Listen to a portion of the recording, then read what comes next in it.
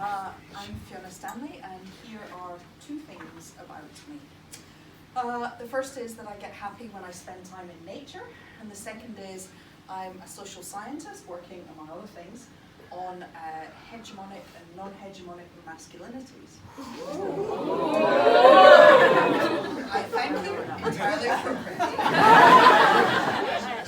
That means that at work I say things like, it's important to acknowledge the role of linguocultural socialization in the construction of a gendered sense of self, and what that means is I need to get out more.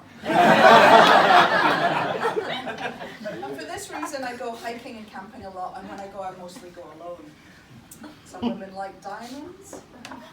I just want a bit of peace and quiet, a campfire, and the chance to brag about it on Instagram later.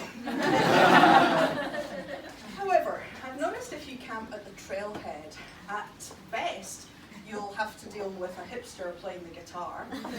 Although to be fair, a guitar does make excellent kindling. And at worst, there'll be a bunch of boy racers doing burnouts in a muscle car.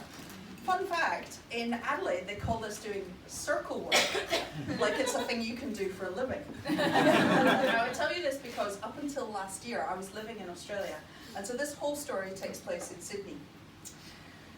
Now, as you'll have noticed, I am a lady woman of the female persuasion. And if you're a woman going camping and hiking alone, the trick is to go way, way out into the forest, some remote river somewhere. It's much less mainstream. And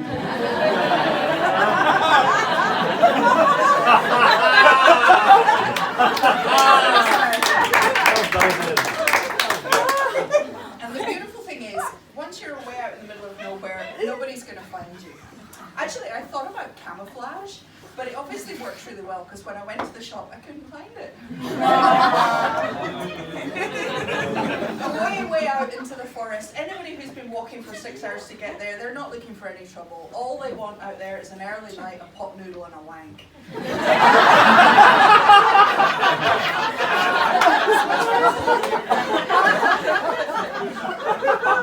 So anyway, I was hiking and camping a lot, and then I got a foot injury, and so I couldn't hike anymore. I couldn't hike far enough out to be safe. And because I couldn't spend time with Mother Nature, then I got sad.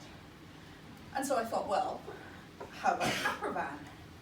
Holy shit, have you seen how expensive a campervan is? The distance from the Earth to the Moon is 385,000 miles. And if you want a campervan that's done less than that, it will cost you 50,000. That's Australian dollars, that's not Turkish lira. So I thought, well, I'll build one myself. How hard can it be? Well. So I bought a 4-year-old electrician's van. Well, the electrician was about 35.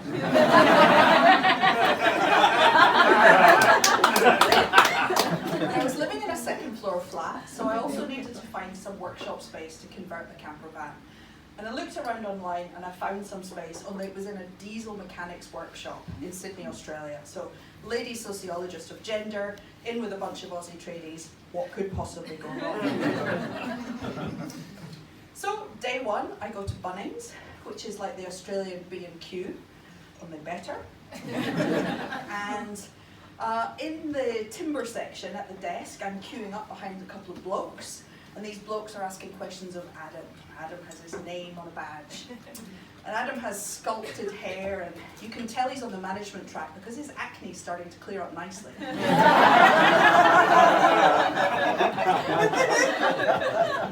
And to each of the blokes he says, what is it you're doing? And to me he says, what is it you're trying to do?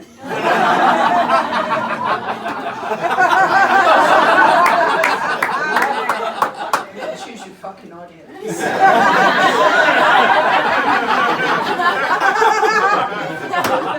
Oh, hey Adam, I'm looking for some 19mm ply. Structural or non-structural? Structural? Well, which is it you've been sent to get? So I mooch around and buy some stuff and take it back to the workshop, and Andrew's there, Andrew's the boss, and I get there, he's taking the piss out of Will because Will's used some glazing silicone in an engine. I have no idea why this is funny. And over the next 6 weeks, I build the van, and the mechanics say good, supportive things all the way along. What they don't realise is I'm sneaking off all the time to check YouTube, how to use a jigsaw, how not to take your fingers off with a jigsaw, how to reattach severed fingers. And then on Friday afternoons, we all stand around with the engine parts having a beer, and I'm included. I'm being welcomed into this community. But I don't always quite get it right. Most days for lunch, the mechanics call out to Macca's for burgers, and we all sit around the table in the workshop, and I'm included now. And one day Will, chewing his burger, says to me, "So how come you bought a white van?" And I go, "Well, they're pretty much all white, there's not much choice." And Dave says, "Yeah, but I saw a thing on Top Gear, said white's the safest colour." And I can't help myself. Is it though? Is white the safest colour? Or is it that safe drivers, they read that and they go, white's the safest colour, and then being as they're safe drivers, they go out and they get a white vehicle, only then that skews the stats, because you've got all these safe drivers running around in white cars. So I wonder, like, if you or I got a white car, are we any safer? Like, is it white that's making the difference in us? Everyone gives each other the side eye, and Andrew reaches for some more fries, and eventually Will goes, "Oh, that's pretty deep." This is similar to what happens if when Grant swings by. Now, Grant is not a mechanic, he's just a friend of the guys, and he's got way too much time on his hands, and he's a deep tan and a fancy car. I'll let you fill in the picture. And the thing is, Grant is a bloke, and I'm, as I've mentioned, a lady woman of the female persuasion. So obviously Grant, even though he's not a mechanic, feels the need to explain some stuff to me when he stops by. And he stops by every few days, and one day I'm building something, I'm building the fit out, I'm in the van, and Grant stops by, and I hear him before I see him. "So, still building your campervan, aye?" And I try and ignore him. "So, liquid nails, is it?" Now, liquid nails is a brand of glue, but Grant hasn't worked this out. It's lying there on the floor. So I come out of the van and, yeah, that's right, liquid nails. "Well, I think you should use self-tappers. Now, the reason for this is," and Grant goes into this long explanation about self-tapping metal screws. And I'm trying to arrange my face in a way that says, listening like a piece of performance art. And eventually Grant runs out of steam, and I say to him, "Yeah, the reason I'm using the glue rather than the self-tappers is I don't want to go punching holes in the bodywork, because that way it'll rust." "Well, the thing about rust that you want to do about rust," and on this goes. And after a while, Andrew says to me later, he says, "Don't worry about Grant, Grant is an arsehole."